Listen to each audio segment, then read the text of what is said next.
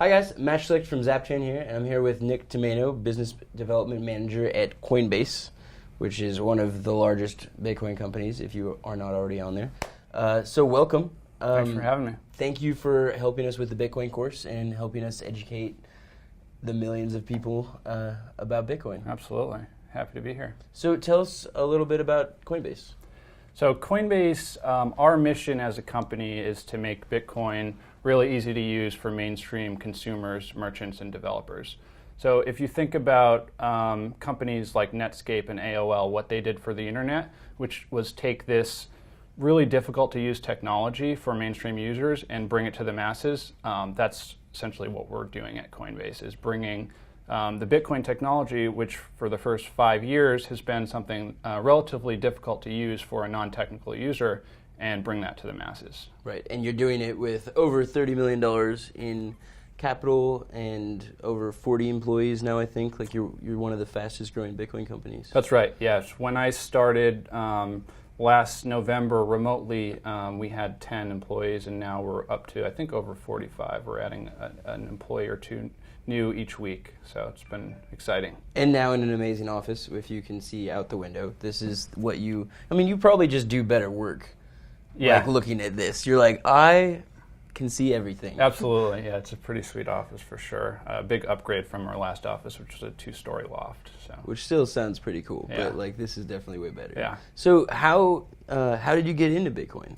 So I have kind of a unique path. So I first stumbled upon Bitcoin probably 3.5 years ago when I was working at a venture capital firm in Maine.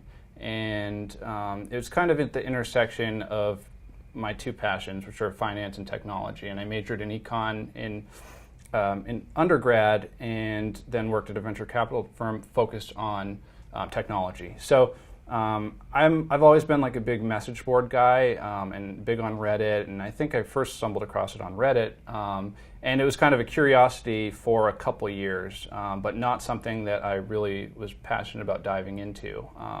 And I ended up working in New York City at SoftBank Capital, and this was about a year and a half ago at this point. And the partner at SoftBank that I was working for wanted me to dive into the Bitcoin community in New York City. So I started going to every single Bitcoin meetup I could, started going to Satoshi Square, meeting folks in the Bitcoin community, and just understanding kind of what was going on in this passionate community. And it was around that time that I was introduced to Fred and Brian, the founders, and basically bugged them a bunch, convinced them that I could add value, and ended up here. So I ended up going to business school on the East Coast at Yale, and so I was doing that and also working for Coinbase remotely starting last November. So you were like, I'm going to work here, but I'm going to also go to Yale. Yes.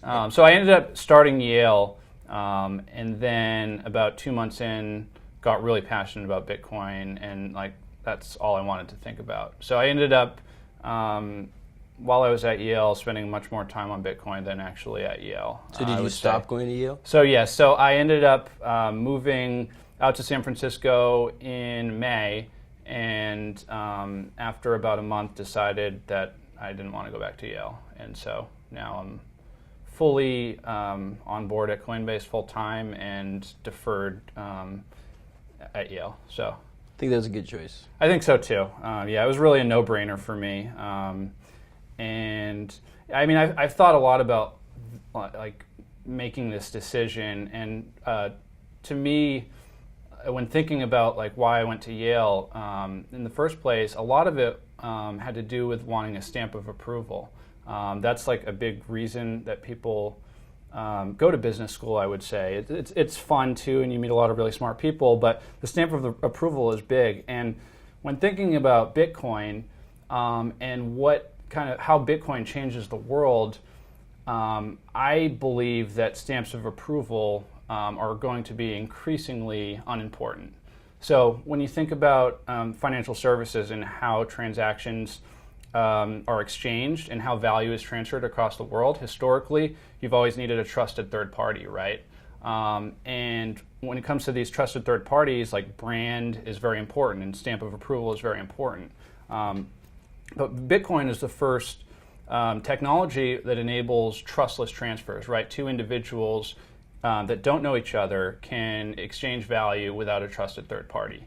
And so thinking about like how financial services and really the world is going to evolve, I kind of felt that this brand, the Yale brand and the trust, the stamp of approval is going to be, less relevant. And so that combined with just my, passion for Bitcoin is what inspired me to kind of leave. So, I mean, again, I think it was a good choice. Yeah. Coinbase is doing really well. Mm-hmm. You probably will never go back to Yale. maybe one day, but probably not. So what did you join Coinbase to do originally? So business development, and what that means for us is primarily focusing on onboarding merchants to use Bitcoin. When you think about what's happened in Bitcoin the past year, in the U.S. in particular, most of it has been on the merchant side, and for merchants, using Bitcoin is really a no-brainer. When you think about the costs associated with using the existing financial infrastructure, Bitcoin is significantly better. So I spend most of my time talking to merchants about the benefits of Bitcoin and also thinking about the new kind of use cases for Bitcoin and consumer behaviors that Bitcoin can enable. So when you're talking to these merchants, what are some of the merchants that Coinbase has onboarded to Bitcoin so far? So in the past 9 months, some of the brand name merchants that we've onboarded include Dell, Wikipedia, Expedia, Overstock.com, most recently this week United Way. So a wide variety of merchants, both in e-commerce and in nonprofits.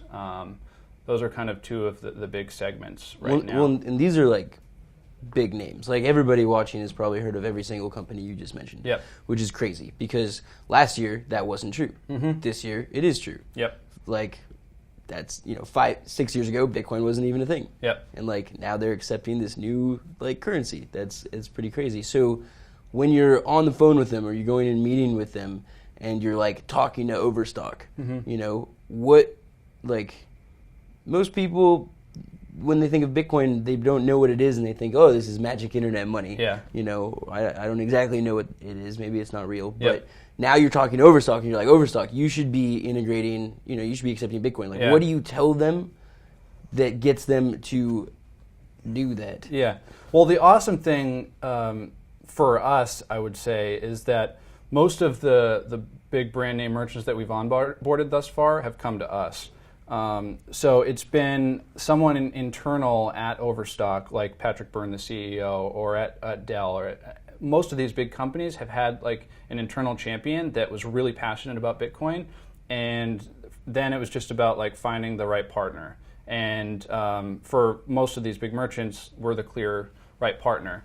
But yeah, so we've been kind of lucky in that sense that a lot of it has been the big merchants coming to us. But when we also do outbound and meetings with people that are new to Bitcoin, and really there are a few things that are really compelling to them. One is the passionate community that these brands want to connect with. So I think that's something that people don't realize is that the Bitcoin community is really passionate and believes in certain values like transparency and inclusion, and wants to support big merchants that support it. So, and it's an interesting demographic as well, in that most of the users right now are male. They tend to be kind of early adopters and affluent. So for brands that want to connect to this really passionate group of early adopters, Bitcoin, there's no better solution right now than Bitcoin. Additionally, the cost savings benefits are clear. When a merchant uses traditional financial infrastructure, it generally costs between 2 and 4% just to receive the payment.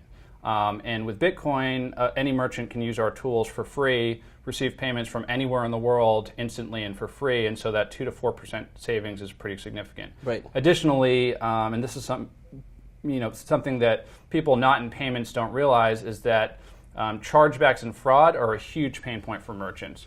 So, someone like Overstock has a lot of overhead, a team of over 20 managing fraud, and still are losing millions of dollars a year in card not present fraud because credit cards weren't built for the internet. Right? Bitcoin, because it's pushed by nature, when a payment's made, it's instant and irreversible, and so for merchants, the chargebacks and fraud are eliminated. Saving them up to millions of dollars too. Yeah, generally we estimate that it's another between 3 and 5% that they save just from the elimination of chargebacks and fraud. And then lastly, the global nature, and when you think about the millions of users from around the world that are coming online, and for a merchant that wants to be able to accept money from anywhere in the world instantly, Bitcoin makes a lot of sense. There's no other global payment network right now that can allow them to do that. Right.